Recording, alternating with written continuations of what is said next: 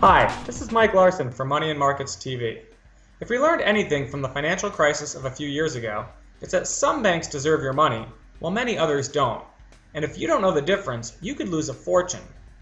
Back in 2007 and 2008, a select few were well informed enough to avoid the institutions that were at risk of failure. Lehman Brothers, Bear Stearns, Washington Mutual, Fannie Mae, Freddie Mac, IndyMac, Wachovia, and others. Those savvy investors had simple, easy-to-understand information on U.S. bank safety.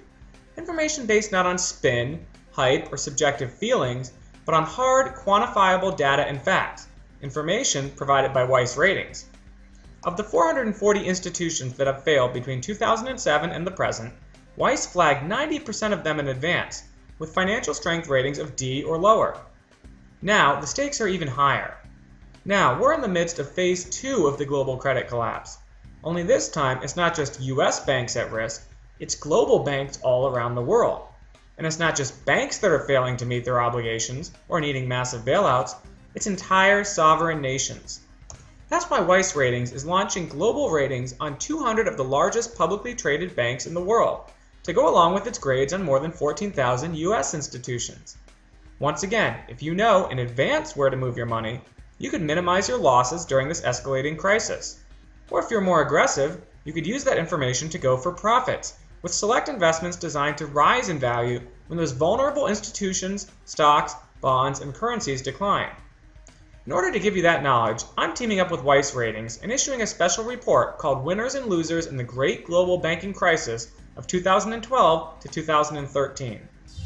In it, we offer a complete forecast on just how bad the coming global banking crisis is going to be. Dirty secrets that Wall Street and the big free credit ratings agencies do not want you to know about. Which parts of the world look strongest based on our research, helping you decide what stock and bond markets have the best chances for growth in 2012 and beyond. Plus, we give you exclusive access to our complete list of global bank ratings, detailed analysis of the 9 strongest global banks and 10 weakest global banks, specific instructions on how to profit from the collapse of 3 companies we think will crater in value, and 3 rock-solid but virtually unknown foreign banks that look like great bargains right now. In short, we give you everything you need to get ahead of this rapidly evolving situation, a situation that the rest of the world seems hell-bent on brushing under the rug. I'm Mike Larson for Money and Markets TV. Thanks for watching.